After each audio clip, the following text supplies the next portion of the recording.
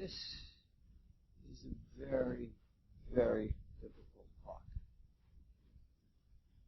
And it's going to be hard, even though I've simplified it as much as possible, tried to make it as easy as possible, but it is an exercise in deeper consciousness. So, if it's not clear, and you want more clarification, you can ask me questions which I will be unable to. If nothing else, you can consider it as an inspiration to ponder and think on these things more deeply. Now, last evening, talk preceding this one, we just introduced the subject of consciousness. And we tried to do that in terms of examples of experience that is common to all of us. And in that talk, it became obvious that we are beginners in the process of waking objective consciousness. It became obvious because much of it was a mystery to us. We didn't understand it. We didn't really know it. And it was obvious that we are not really wakingly conscious because we have so many illusions. We often have more illusions when we are beginners. Now, what we're going to do today is something that is very different. And it's not something that I'm pleased about doing. Where yesterday we spoke in terms of experience, today we have to speak in terms of the authority of others.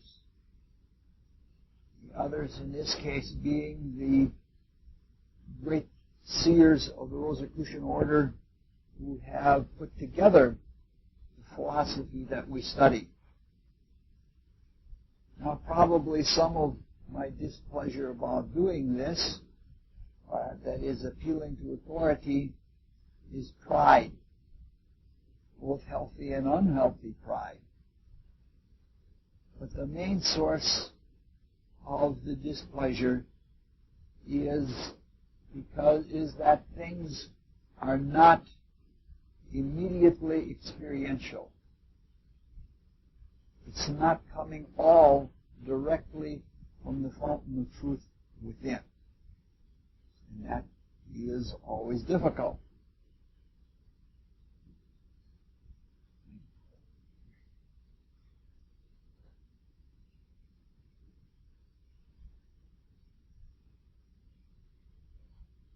When we are taking something that has been produced by others and we have to look at it as authority, even if we are intuitive about it, it's still not coming from us. And thus it is not completely living.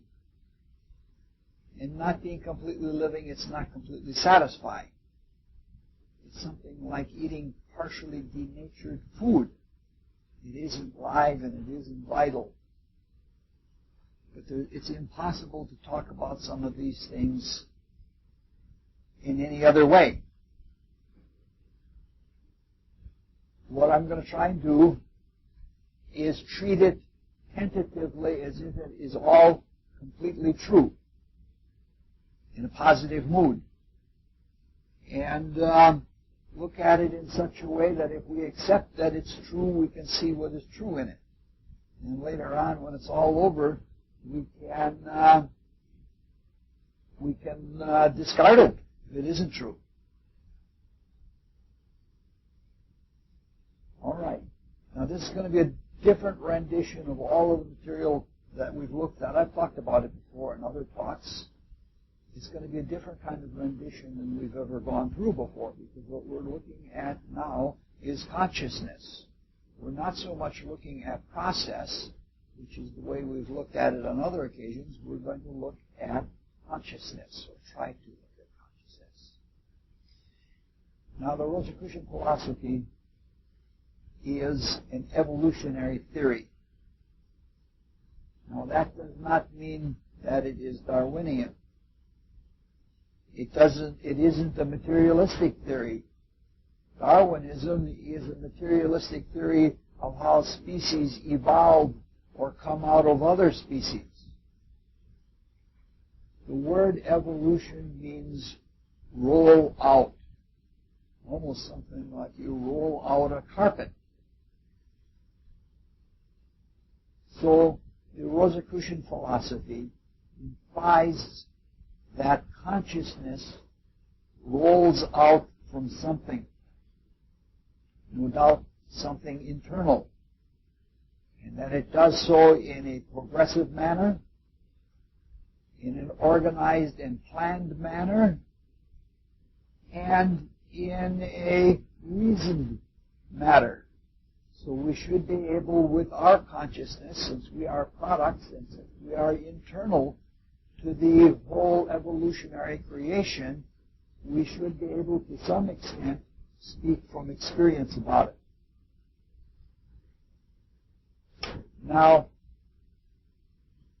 evolution occurs within time, and time is within eternity.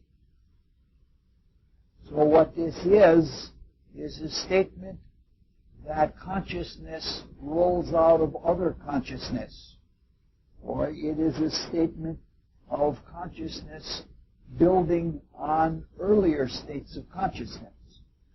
That's not an unreasonable theory at all. It's not a blind process. It's not like material evolution, because everything in the spiritual evolution happens within eternity.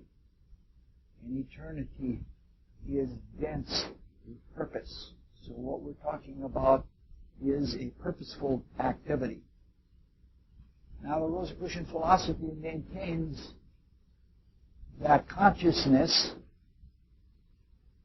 and the becoming of consciousness is a three-part activity.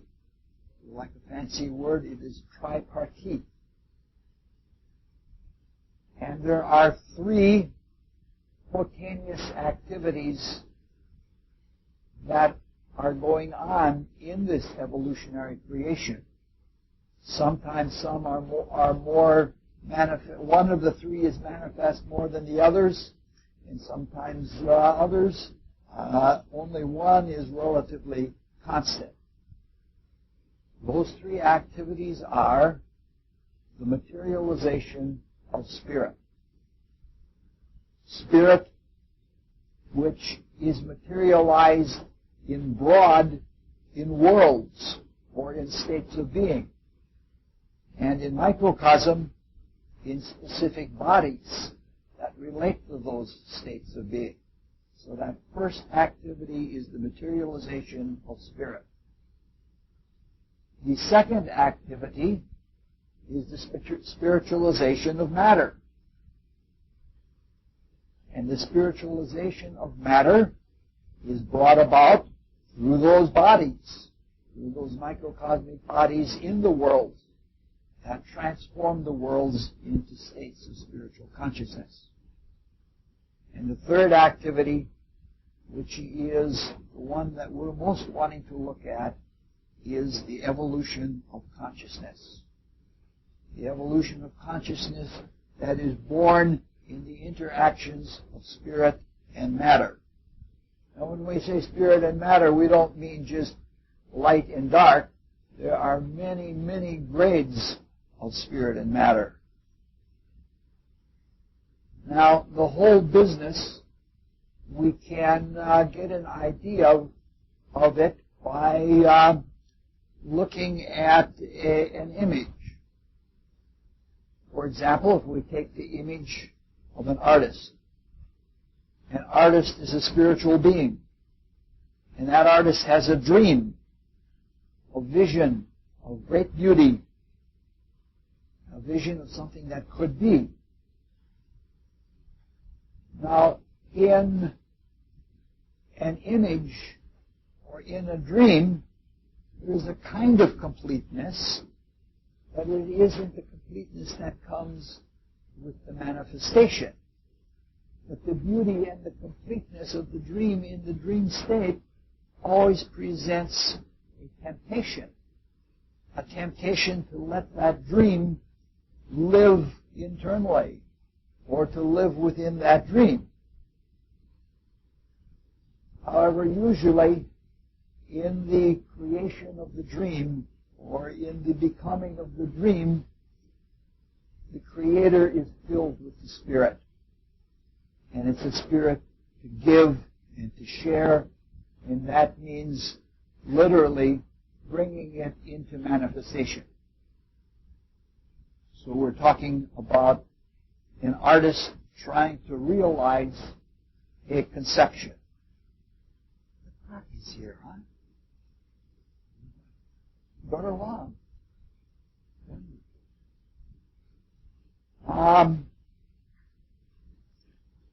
We could also look at it as a scientific activity. We could say that it's not only just a giving, we could say that it's a curiosity. A curiosity to see what it really would look like if it were manifest. So the creation is both scientific and artistic. Now, in this example, the Creator, the artist, draws together the necessary materials and begins to paint. First, the very fundamental shapes, the forms that are going to comprise the whole situation, and progressively more detail is added, and as more detail is added, more meaning can be seen in the dream. Now, the materials, being just dumb stuff, don't cooperate. It's not that like they're uncooperative, though I suppose that's possible too. There is a potential picture within them, but it's asleep. And it's up to the artist to bring that painting out of those materials. Thus we can see that in the creation of a painting, there's a struggle between the dream of the idealistic Creator and the unconsciously resisted materials whose very nature is limitation. And because of this struggle, the manifest creation is never exactly what the Creator had envisioned in the dream. There is something new. In the manifestation of it, something is brought into existence that has never been before. If it were everything that the Creator had dreamed it to be, it would be pretty insipid. What would be the purpose of creating a painting if you knew exactly what it was going to be and there was no discovery for the artist? So as a result, in this process, the artist brings out understandings within himself or within herself, and at the same time, he imbues the painting with them, or you can say, those things are brought out of the painting. So the artist learns things about the materials, and he discovers things about them, and develops more creative potential. And things actually change in the materials themselves. I have a friend who was a chemistry student here, and then he went to work for the Bureau of Standards, and he worked crystallizing substances that had never been crystallized before, and studying their surfaces and what kinds of crystals they produced and such. And what he and other chemists who did the same work was that were new substances that had never before been crystallized. It was a difficult task. But once the substance had been crystallized once, each successive time was much easier. And the step from the first case to the first replication was an amazingly big, giant step. So you might say that even the matter itself in this whole process learns something. And that's a perfectly good example of the way things go. So the potential painting is brought out. And more than that is brought out in both the painter and the paints. Now, in every stage of a process like this, and in the whole of it, there is more waking consciousness. More waking consciousness in the stuff of paints, more waking consciousness in the painter, and more waking consciousness in the overall. Now, since the process and the product are organized and intentional, and the limits of the materials are real and definite, the consciousness that comes out is very objective consciousness. It isn't something that, well, it could be like this or it could be like this. It is very definite and it is very objective. Now, this example is a very good example, but it's shallow and it's incomplete. In the evolutionary creation in which we participate, everything is much, much deeper. And it's much more thorough. And it doesn't end the way an external painting does, or at least not in the same way. The materials themselves are transformed and they pass into the Creator. And they approach the consciousness of the Creator. So that this isn't just working on something outside of yourself and walking away. The whole thing becomes fused or becomes together in a single reality. And another difference is the greater creation isn't all finished at one time. Every step of it is perfect. And it's like it is often said of nature. Nature passes from one state of perfection to another state of perfection. Anything that we look at in nature is always something, some new life going forward in some new way. Now that we have a little bit of the idea, we can start making some clarifications before we really go forward in what we're looking at as the evolution of consciousness.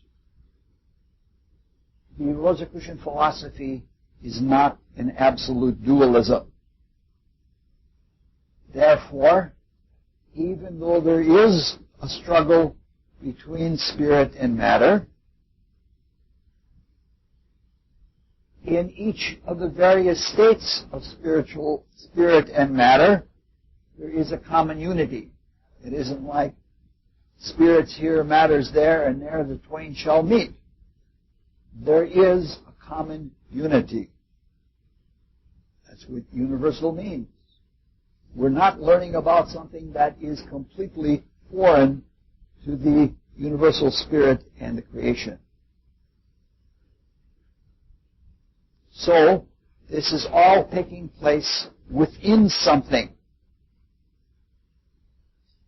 The side that we call spirit, the painter, the side that is doing the creative activity, is much more conscious.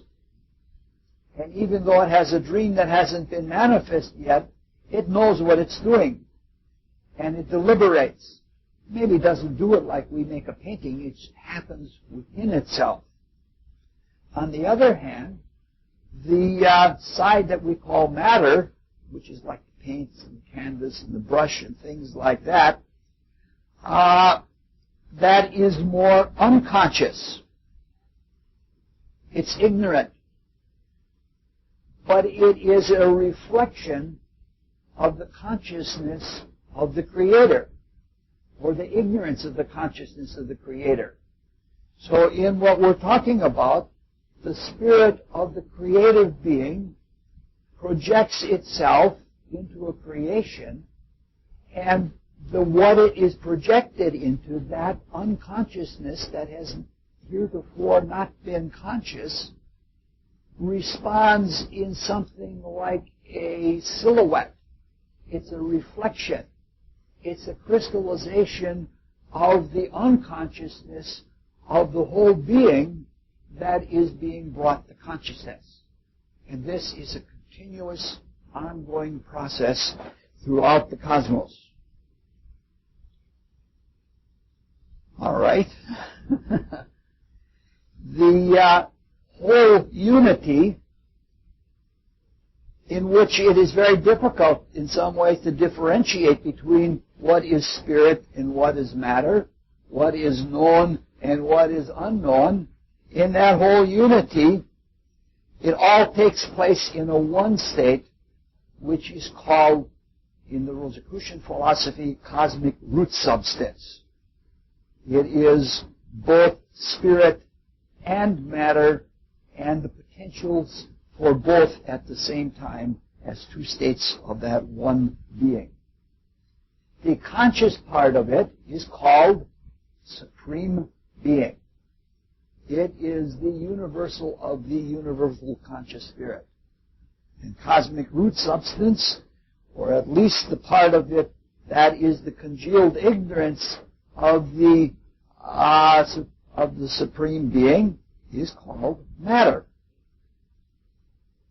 So there is a polarity, there is a state, there is a tree of consciousness that goes from deep unconsciousness in matter so deep that we can't even right now conceive of it, much more so than like our current minerals, all the way to degrees of waking consciousness that are also beyond our conception. We're somewhere way down in the process, and our waking consciousness is not very much.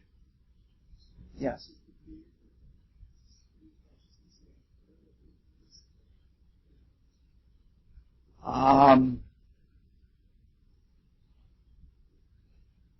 That is a difficult question. I'm not sure I want to try answering it.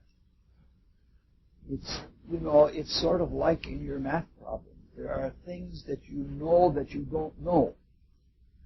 But there's a funny elusive thing about ignorance or unconsciousness that because you're unconscious of it, you really don't know that it's, that it is. There's something about, since it's all part of that oneness, we have a vague pre-intuition that there is something that we are ignorant of, or that spirit is ignorant of. But what it is, because if you knew what it was, you wouldn't be ignorant of it.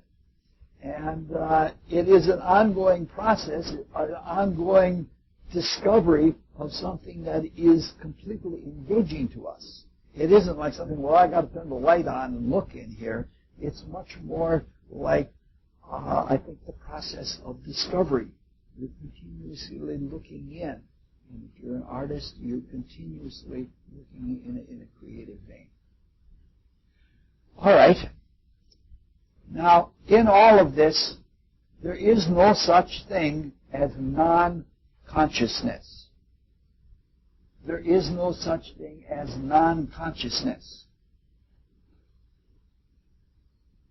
Transcending this unity of Supreme Being is something, or Supreme Being and cosmic root substance, or matter, is something that is everything, and everything that is not, and everything, you can't even speak of it.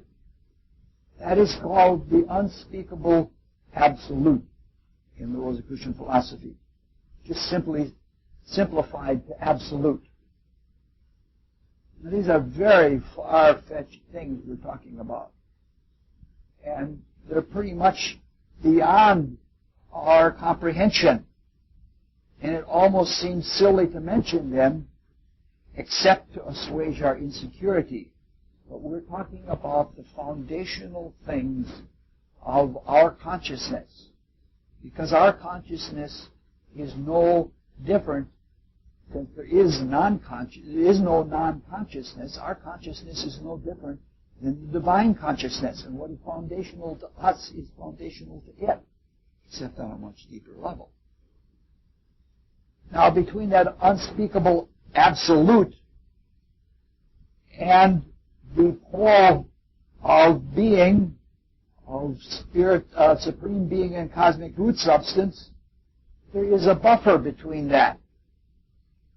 And that buffer is called potential. Potential is something that could be.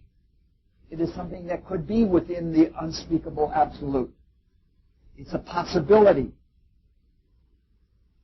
But because our consciousness is polar between spirit and matter, the way we perceive potential, which may not be the total of its state of existence, is also polar.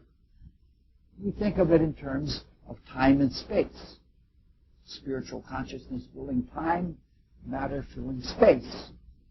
But we don't want to go into that because that's, it's pretty complex. And we're not trying to do an exposition of the whole evolution. We're trying to just look at what pertains to consciousness.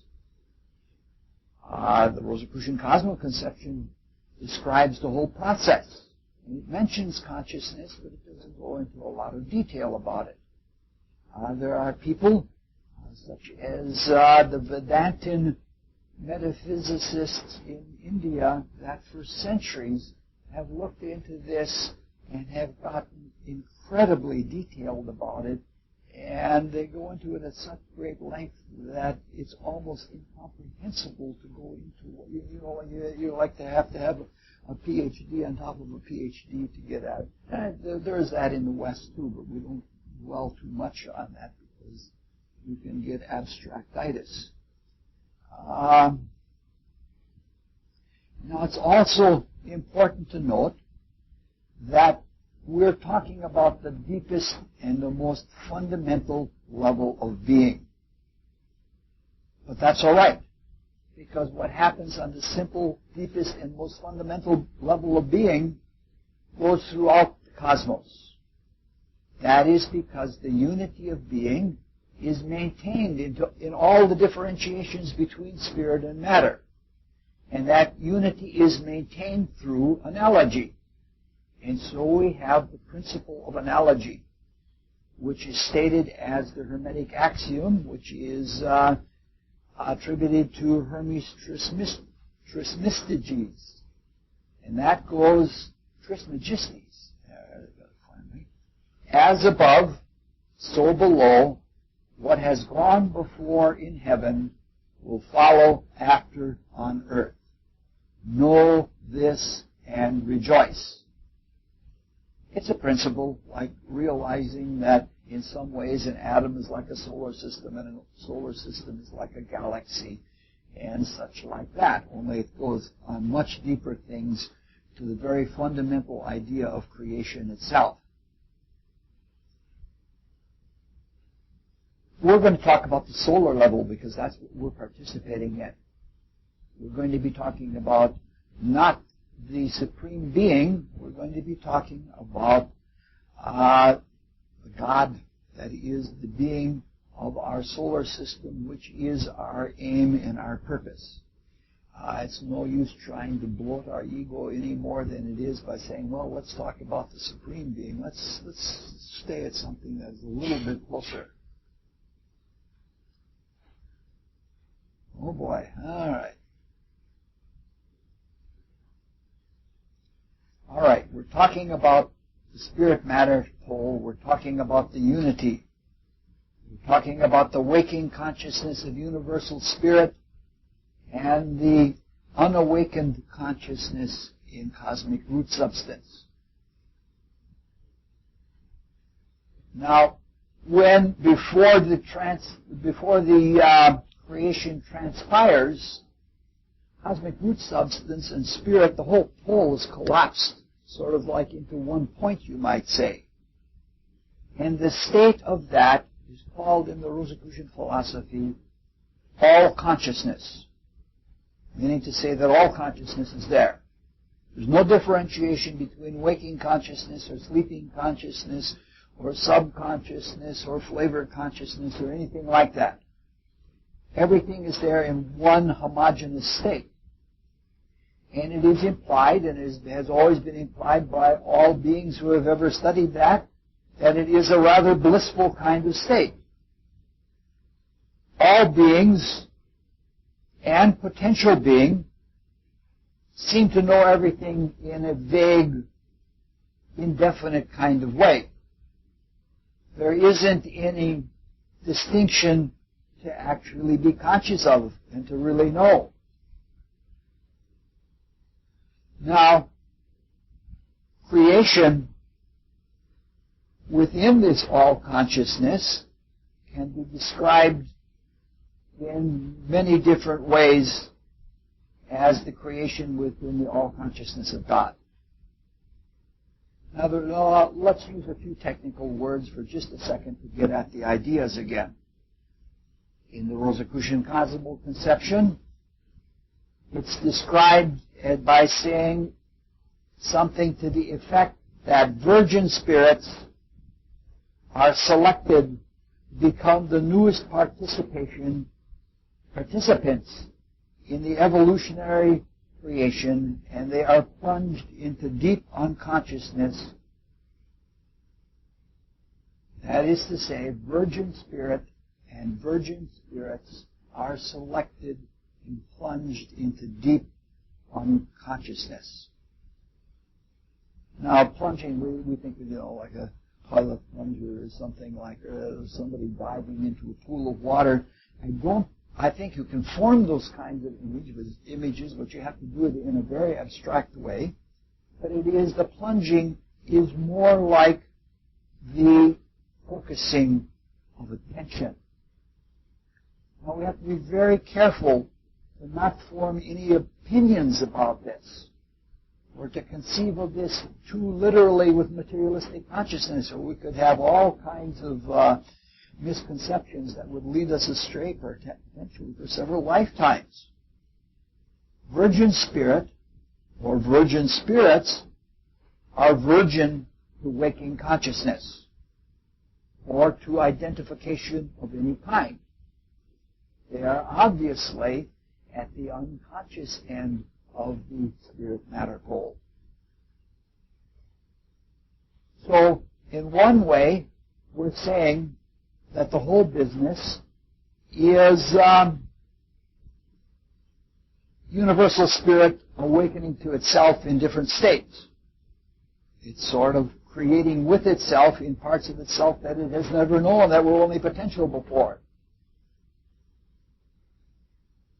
Speaking figuratively, in the material analog, it is light that is cast into the unknown. And the creative dream is projected in that light. And that causes a polarization. And that polarization is in cosmic root substance. It's in the unknown. And the result of what you're trying to see by projecting light and a dream, that dream becomes the interface with what is unknown. It congeals the unknown in what we would call matter. And so the various grades of matter are reflective of the various grades of the creative spirit that is going through the creation. I told you it was going to be a tough night tonight. Tougher for me than it is for you, because this is really hard stuff for me. So, matter, or all the different states of matter, are a reflection of the creative dreamer. They are like its silhouette. They are like the brushes and the paints and the canvas of the painter. those paints that never quite do exactly what the painter wants in his dream. In our case, when we were plunged into deep unconsciousness, we became the stuff of the then material kingdom, mineral kingdom. We were in a mineral-like state. We were at the very beginning of this creation, the solar creation. So, in succeeding waves, other virgin spirits, wave after wave, have been plunged into different grades of unconsciousness, such as our current minerals. The conditions of the whole creation are very different, but they're in that first mineral-like stage of being plunged into unconsciousness.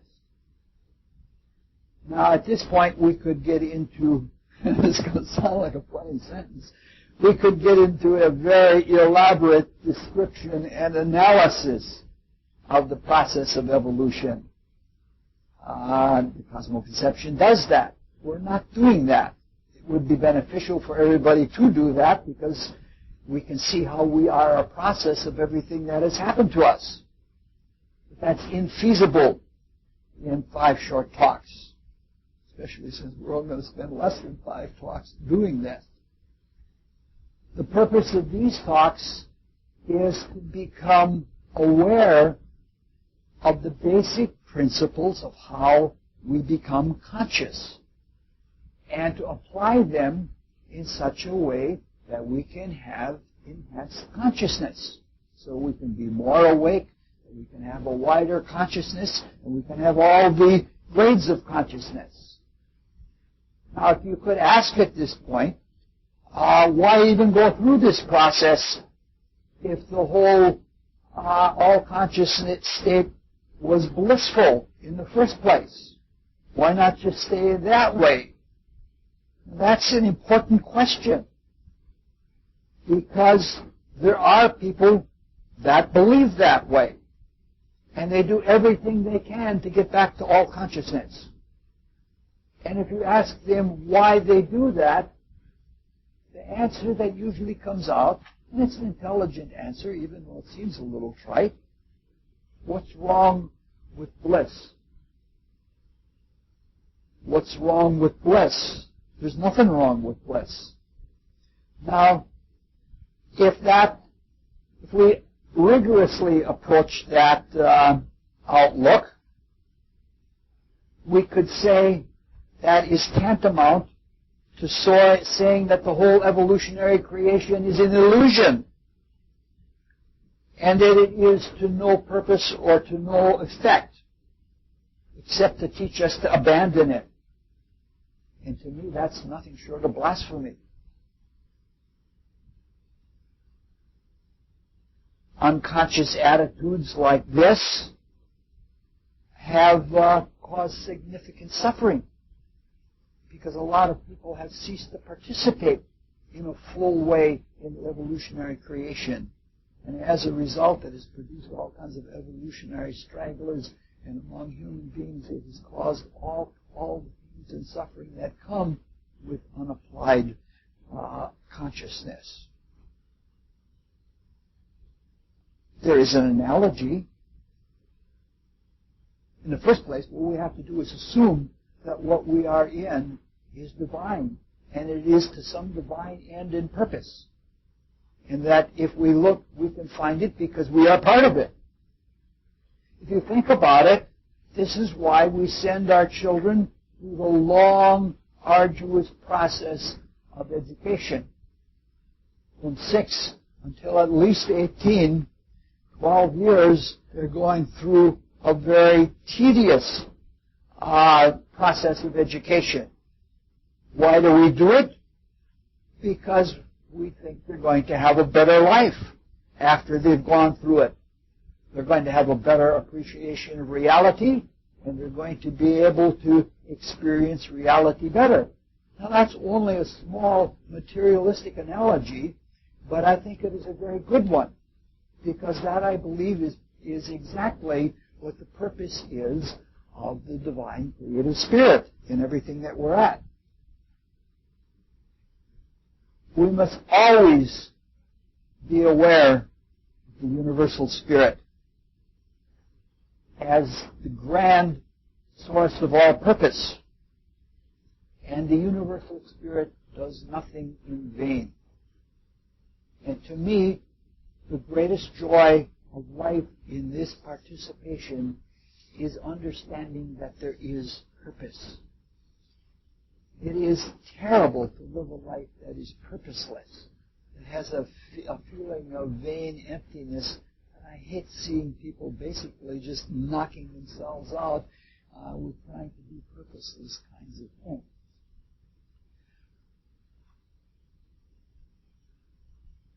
So we can view the evolutionary creation as a positive activity issuing from a positive being, or within a positive being. And it is very much like the painter being filled with love and filled with the creative spirit and wanting to share it. Now, I'm not a painter myself, but I love going to art galleries because I do get filled with their view of things. And what they carry is something that helps me to see reality better. The only difference is that with the universal spirit, all of the giving and creating is within itself. Objective waking consciousness that is the result of the evolutionary creation is obviously superior to blissful subjective consciousness, especially when the objective consciousness itself becomes blissful. You might say it's ultra blissful. Now there's an example that I think is a good example of this. I used to live with a friend who was a composer of music. A very strange man, probably the strangest man I've known in my life. He was very wonderful as a creator. And as a child, he started out being able to play and write music by ear. And then he expressed his desire for his parents to study music. They were very suspicious because he was terrible at school. The only thing he liked to do at school was to read aloud. He didn't care about anything else. And of course, the big superstition came up. They said, if you learn to play by note, and if you learn musical theory and composition, you're going to lose the natural gift that has been given to you. In some cases, that does happen.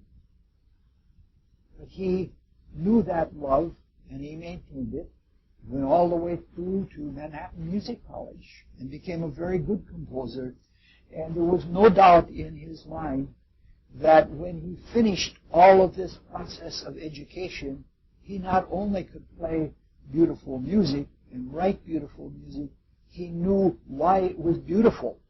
And he knew what its effect was. And he could bring people out of shell-shocked states that psychiatrists couldn't touch because he had that objective waking consciousness of having taken a natural gift, which is something like the all-consciousness, and brought it all the way through to a very wonderful objectivity.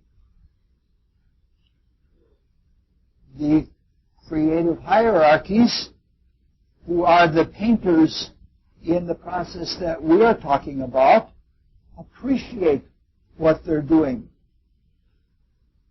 In every bit or every step of the way, it is something to appreciate and to adore.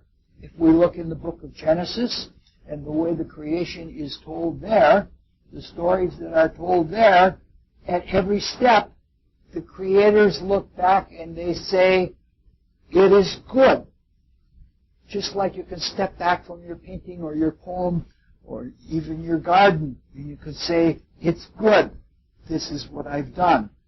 This is what we're trying to get at in the evolution of waking objective consciousness. It's not vain when the universal spirit does it, but the universal spirit wants us to look with awe and wonder, with the greatest objective appreciation of it and its creation possible. And that is what it is for us. Now, following this line of consciousness, we can begin to understand what those words plunge into deep unconsciousness mean when they're talking about the beginning of our evolutionary creation. We have to always remember that this is spiritual evolution. And we are not studying something that is materialistic and mechanical. It's not something that's blind, not something that gropes in the dark in that very tragic marriage of determinism and randomness, neither of which makes any sense at all. This is something spiritual. And things that are spiritual have character. In the same way, we know that people who are very spiritual, we can see they're very purposeful. But people who are spiritual, who have learned in this whole process, character. Everything in the evolutionary creation has character. In the Rosicrucian mystery school and most other mystery schools, that character is named according to astrological designation. Wayne, would you open the door? I think it's cool enough now that we would benefit. Yeah, the air conditioning is dead, so we gotta.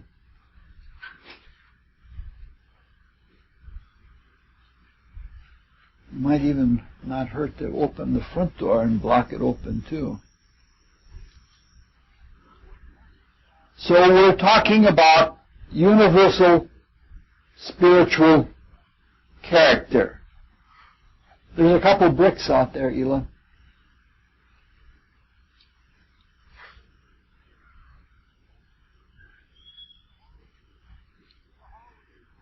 In the hallway there's a couple bricks.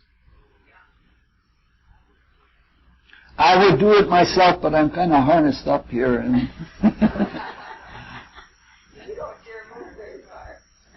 well, I can get to the computer just about from here.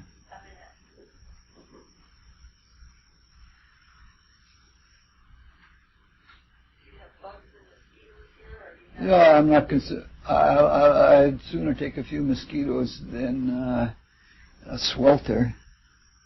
We'll have to get used to it. Well, of course, it's getting cooler. Tomorrow and the next day will be much cooler, because I don't think we get a air conditioning man here, and we certainly don't want to deal with an air conditioning man right in the middle of trying to share things with each other. Yeah.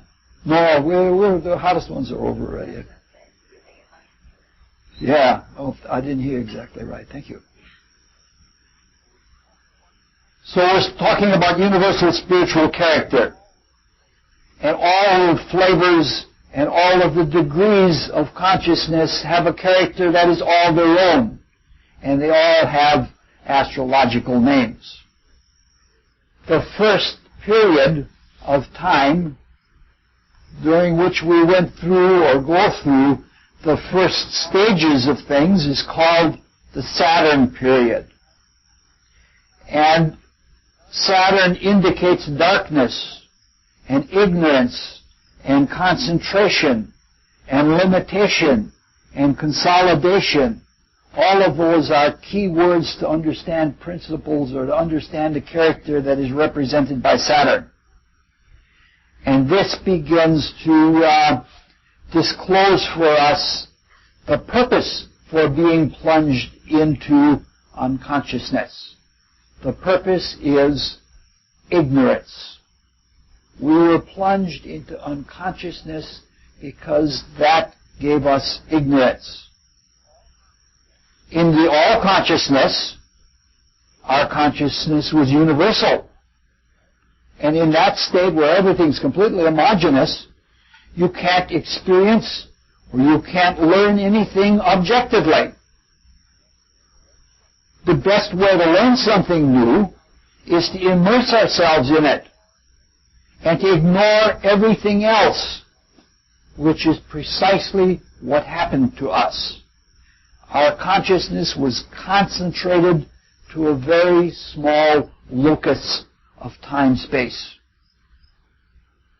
Being deeply unconscious, we were dependent on the beings responsible for our plunge, those who projected the light that produced the darkness and that congealed the ignorance, and those who brought us into matter and unconsciousness.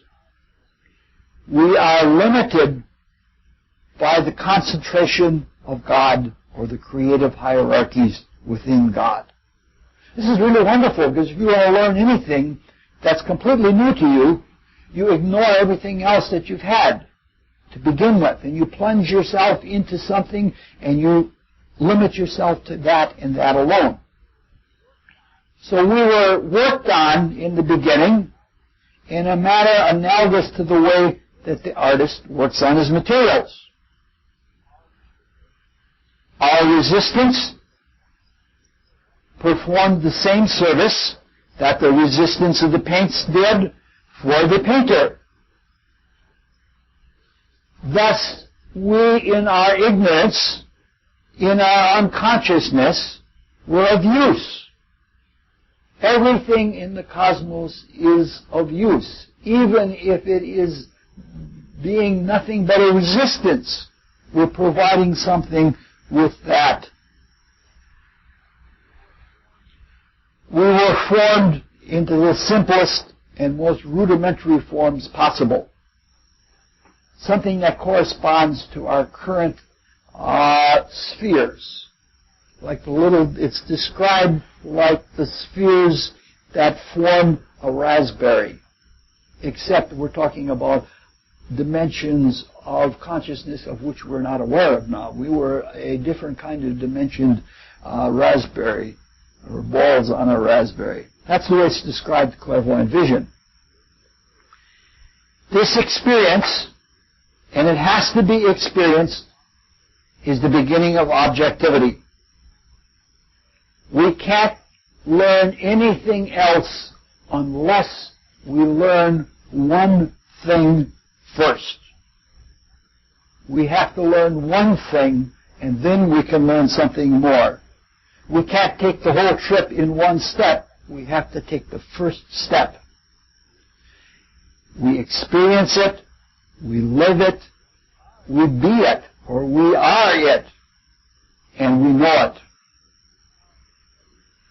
Now, you've got to remember that though we were concentrated, and though we were consolidated in a very simple state, we were still not isolated from the universal spirit. It is the nature of consciousness that whatever affects the smallest particle of it affects the universal. So this is what was happening. For this reason, being the simplest of all objects, can be universalized to all being. And that's precisely what happened. Through the experience of being an object,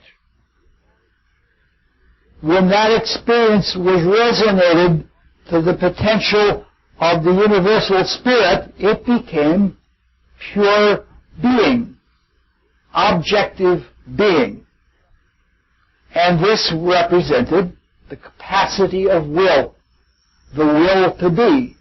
Of course, it was the will of those who were more conscious that brought us to that state, but our spiritual part, that was not yet made, but was becoming, and only becoming in potential, that will to be that we all have, that allows us to exist in spirit at all, was a result of our being concentrated and experiencing an objective state of being.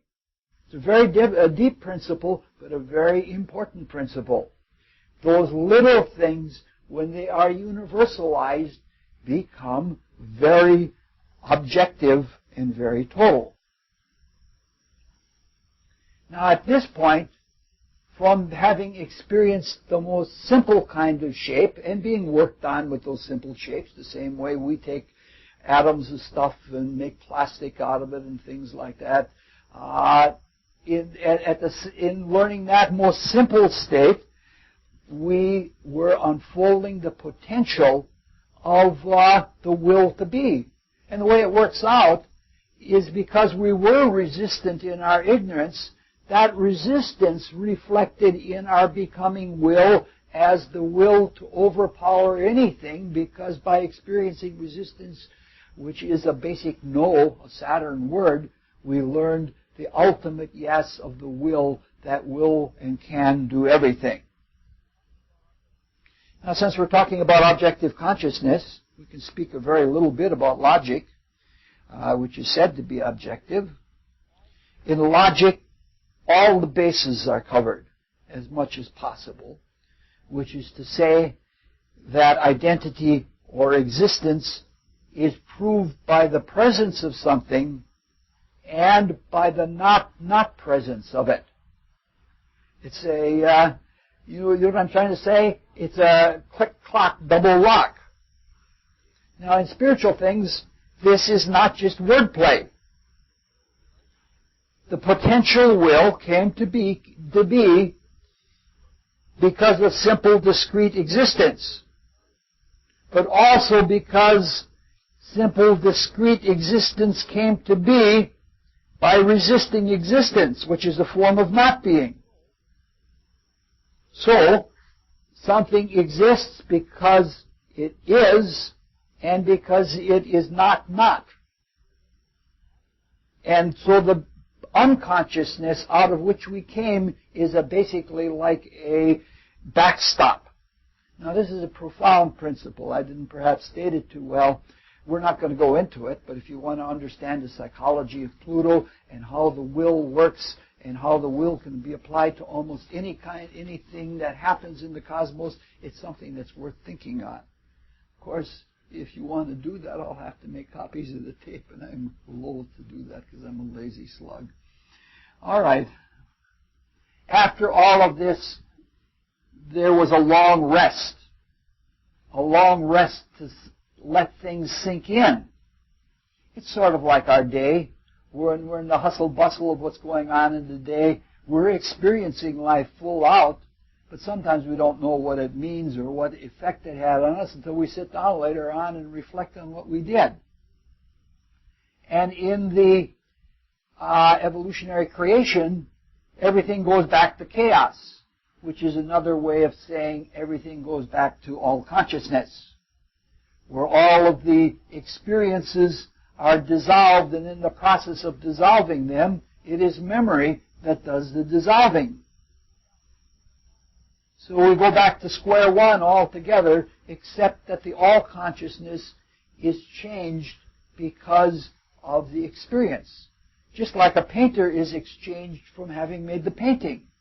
This is only having done one stage of it all. So a creation like this is a great work of love and care.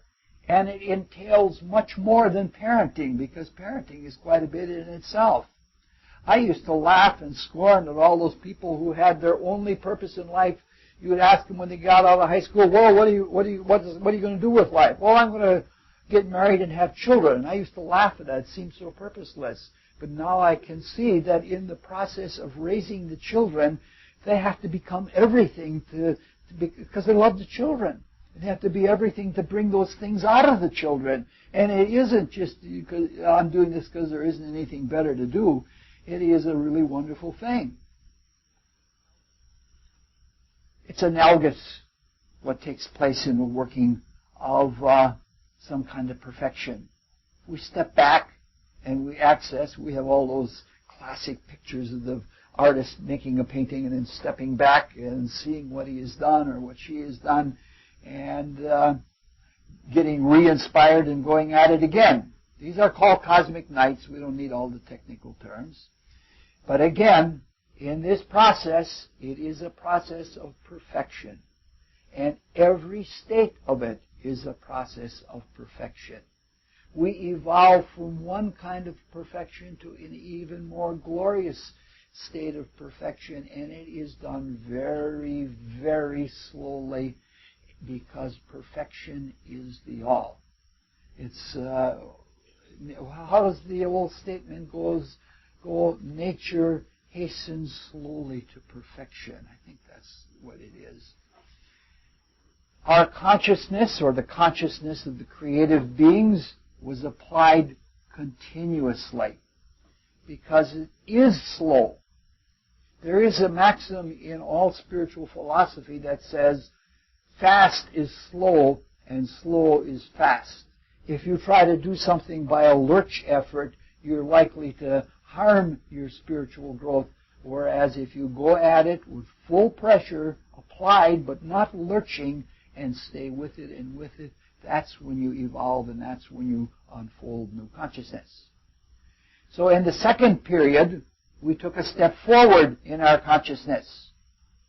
And the character of the consciousness, we're always wanting to think about consciousness, not the process so much, was the character of the sun.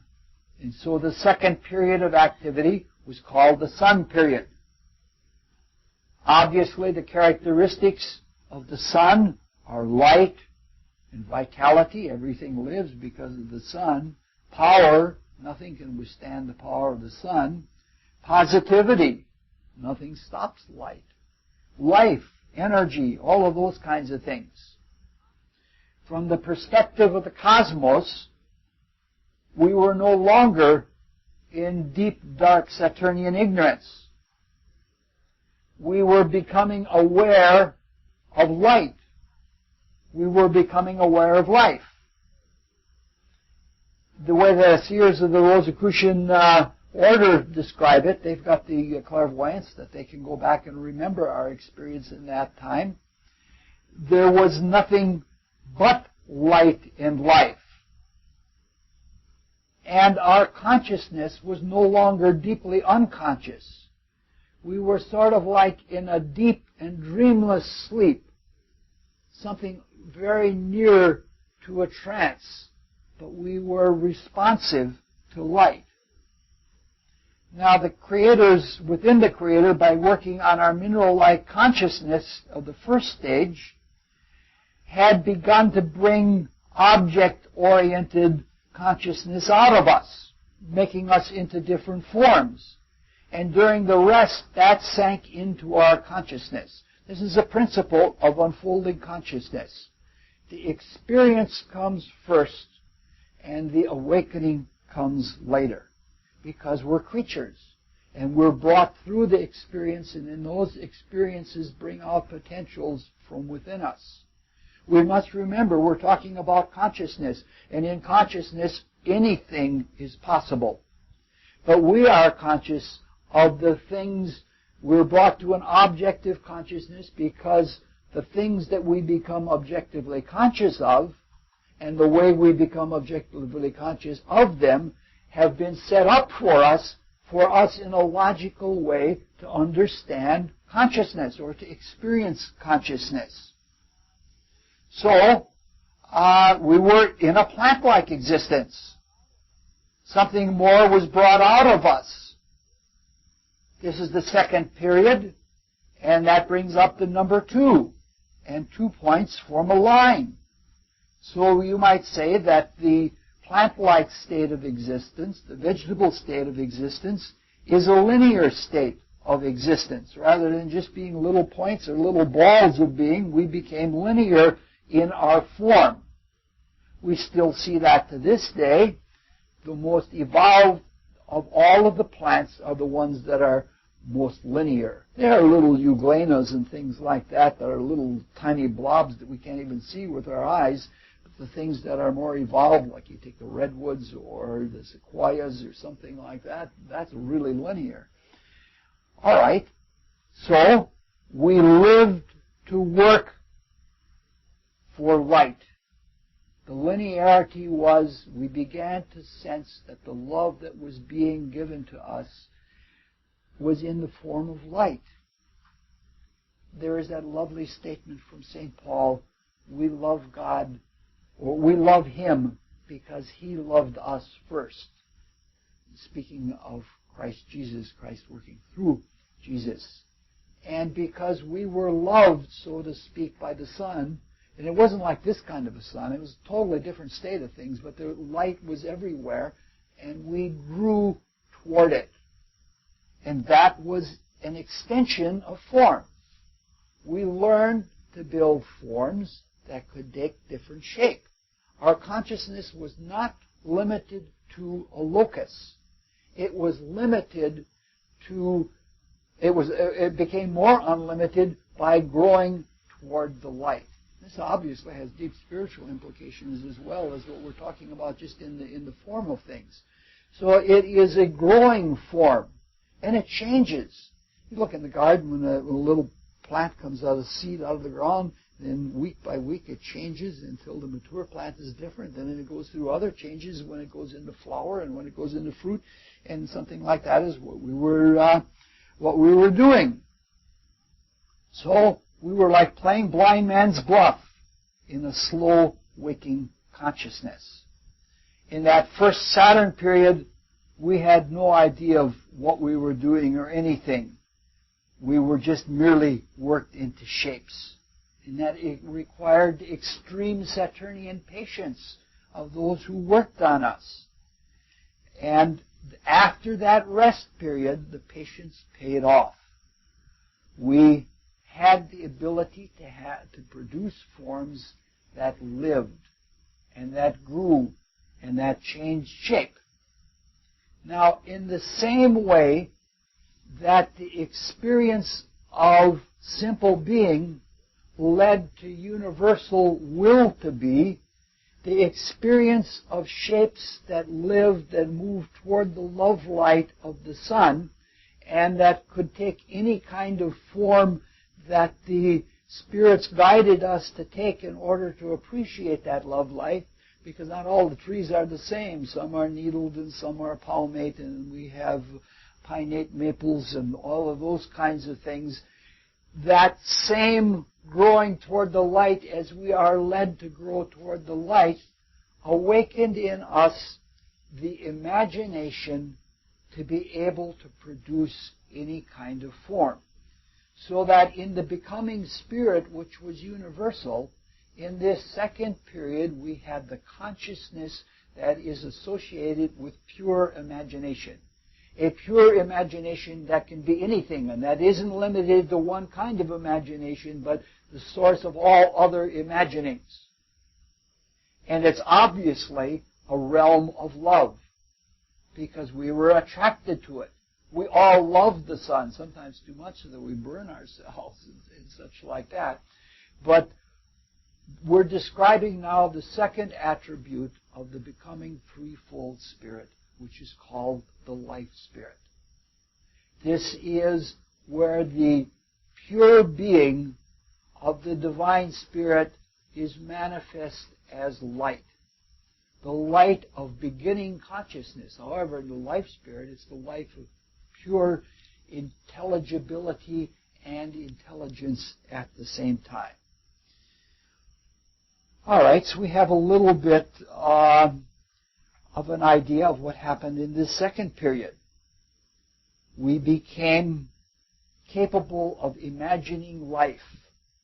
We sort of prediscovered that in the spirit.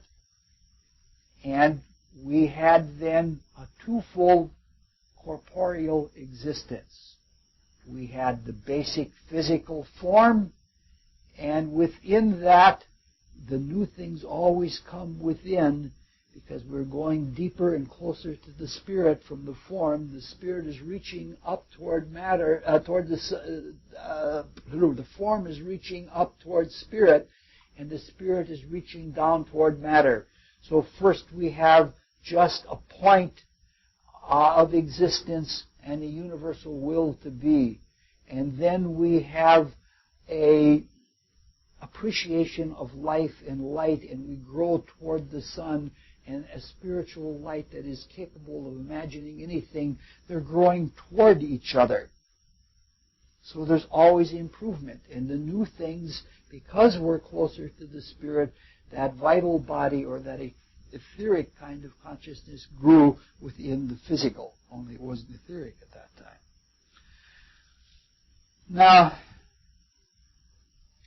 we go through in all of this many, many different experiences. Every year, the weather's different than every other year. And it is from repetition, from many, many points of view. From the repetition, there's a constancy. But from the variation, there is perpetual change. Eternity is always symbolized by a circle. Has no beginning, has no end, it's always there. But time is delineated. We say at one point in time, we follow a linear path of existence. And that's, expendable. You go off like on a highway. You never return. But if you take the two and combine them together, the circular experience of time that comes from eternity and the linear view of time that comes from matter or manifestation, you produce a spiral. And everything in the cosmos, from the path of the electron to the largest galaxies, everything is in a spiral, which allows progress to go forward, but it has repetition, and so things work in deeper and deeper, and we see them from many, many points of view. We're talking about something that's so simple in our presentation of it because we don't have the complexity in our consciousness to understand a full description of it. I go to a symphony performance and I hear only a few things. I don't hear everything that every instrument is doing. And what we're doing is we're sort of just like listening to the simple melody of what's going on here. In reality, consciousness is infinite in its potential. This is the longest set of notes that I have, and I'm sorry it's the hardest one, but we are on the last page at last.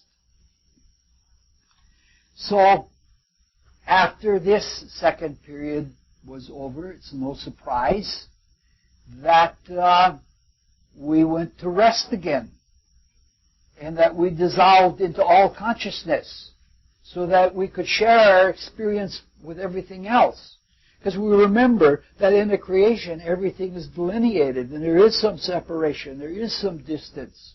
Where we are right now in our material consciousness, we feel very distant from the universal spirit. So when we dissolve all back into all consciousness again, it's shared by all beings. And then we come to a third period. And this third period we're going to look at in a very abbreviated way, because I don't want this to be too long. Which it already is. I tried to sneak that past you, but I guess I can't even sneak it past myself. The third period is in the Rosicrucian philosophy called the moon period. And the character of the moon period, of the moon, is feelingful. It's emotional. It's restless. It's motivational. The moon triggers everything else and brings things into existence. And so there is something desiring. We know that the moon is a different kind of imagination. It isn't a pure imagination. It is a completing imagination. Because there are images, total images, that are born from the higher kind of imagination. So in the same way that there was a big change between the Saturn period and the Sun period, there was for us a very great change between the Sun period and the Moon period. The idea became, if a form can grow and move in a way, like my vines move, some of them move as much as 20 or 30 feet, and sometimes they do it underground, and they come up places where I don't want them to. They want to take control. It's almost like something like a science fiction story. But the whole idea of just having the form only moving by growing, the idea sinks into us, why not have a discrete and motile form? A form that can go from one place to another. and that can experience things without being planted, without being rooted. And that is what came into our somatic consciousness. And this involved the evolution of a new body. If we respond to the light and love the light, and we have a body that is detached, then we can, if we have the motivation, we can move that form. And so we began to develop a body of motivation, of desire, of feeling. If you are now beginning to be aware of a discrete existence of a form, then you can move relative to other forms. And so this means that there is the beginning of a distinct consciousness between the internal being and what is outside or other objective beings outside. Of course, we didn't have sense perception yet, but our consciousness went from being deep, dark unconsciousness in the first state to a sort of dreamless sleep in the third state, as in the second state, to in the third state becoming an internal picture consciousness. Almost like looking at cartoons. Not quite, but it's multidimensional. And whatever is outside is presented inwardly in this consciousness. Now this is, so you're seeing that the detachable body and the kind of consciousness that develops in that body are parallel. So even though we're talking about it in the simplest of all ways, there are profound things that are happening here, that something completely unconscious becomes aware of the existence of things outside and the qualities that those things have outside by itself becoming a discrete and individualized being. Now if we take the light and we break it down, it breaks into colors. And all of the different kinds of feelings, and if we're describing the myriad of miracles that are outside of us, color is as important as shape. So we became aware of color consciousness. Everything in the auric desire body, which is in us now, is still very, very immature, is a matter of color. We experience the color of feeling. We feel these different emotions. We feel them coming from other beings. We feel the divine beings that are coming over us, which sometimes bring us to go to war, or sometimes we get a wonderful inspiration to do something really beautiful. And they're all like experiencing different parts of a rainbow, and we experience them inside of ourselves with an internal picture consciousness. It's not as graphic as like looking outside and seeing someone and seeing every detail and the fact that shards getting gray and all of that. But it looks distinguished and dignified on you. Yeah, but yeah. So we began to have the principle of desire. Now, in the inverse, as we reach closer toward the Spirit reaches closer. Something has to be conscious of these pictures. And so we develop the third attribute of the Spirit. Now, anybody can tell you, especially a mathematician, that if you have 3 points, by connecting those 3 points, you produce an object. And the least number of lines or the least number of loci that produce an object in any number of dimensions is 3. So if we're developing an objective spirit, a separate spirit, that is a separate truth knower, or a separate creator, it has to itself be objective. So it has to have a third attribute. And that third attribute is what we call the human spirit. So the divine spirit is the simple will to be.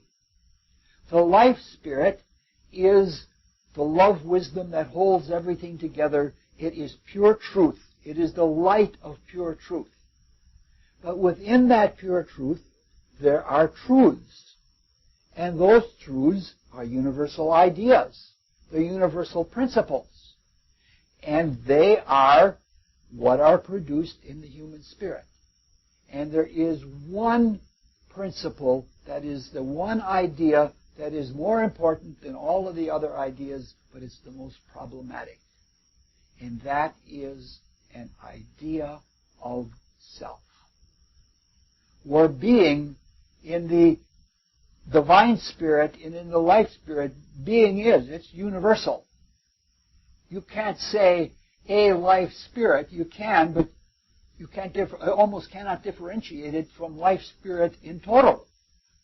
If you know the life spirit, if you know the love, it's the same love everywhere. But that beingness of divine spirit and life spirit knows itself by becoming a being.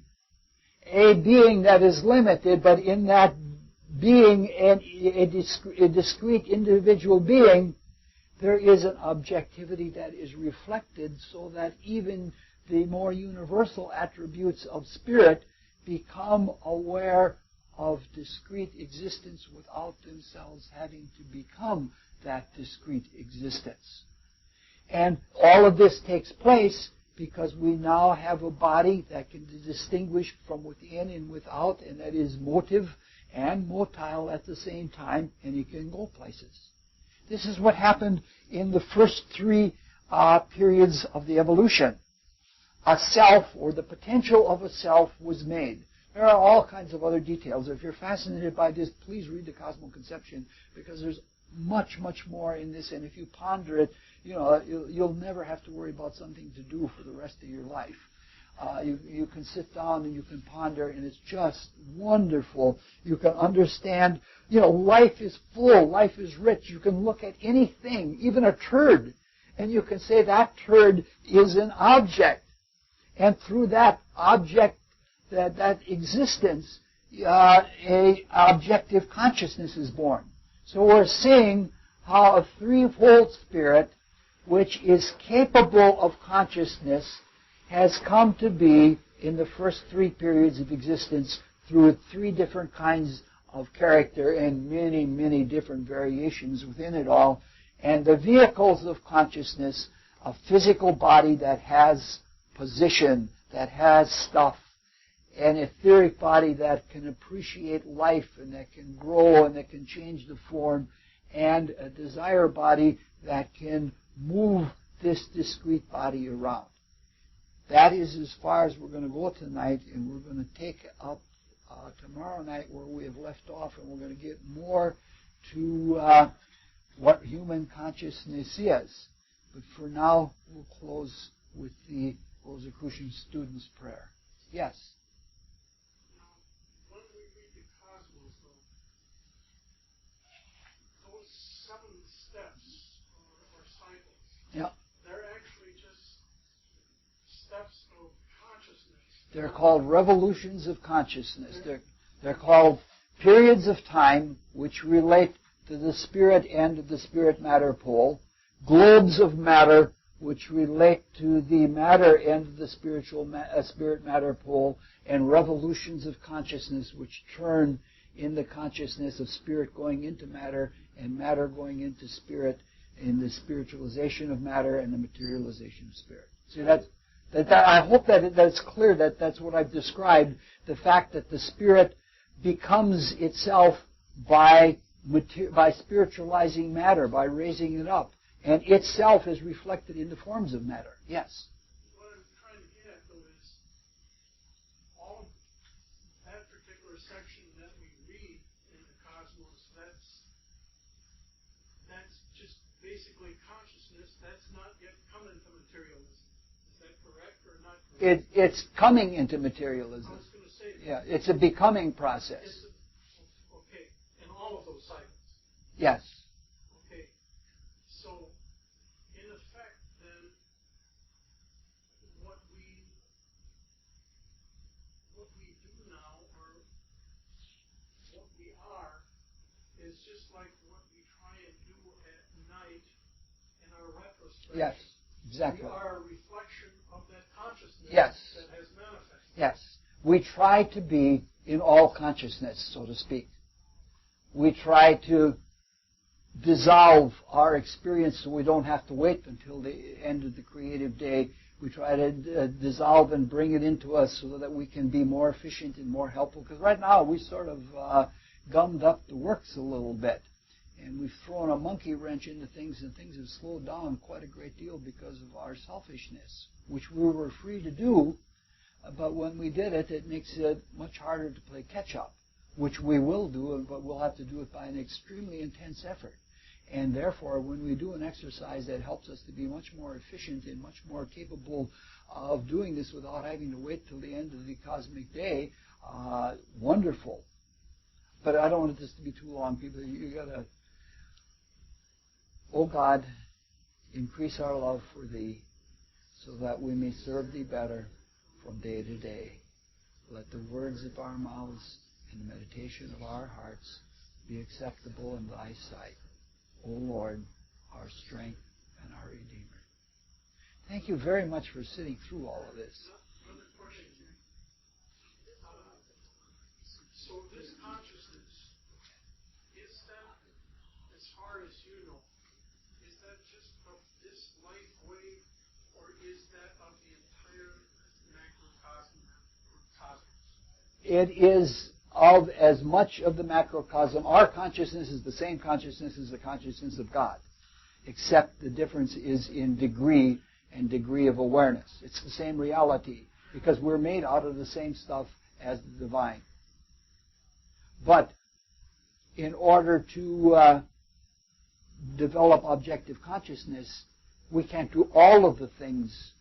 You know, the universal spirit, God, so to speak, of our solar system probably has other grades of evolution that are going on at the same time, but we can't, you can't ride two horses at the same time. And so we're limited to this, and if this is enough for us, we're awfully greedy people, you know what I mean? We're just at the beginning of something very, very wonderful.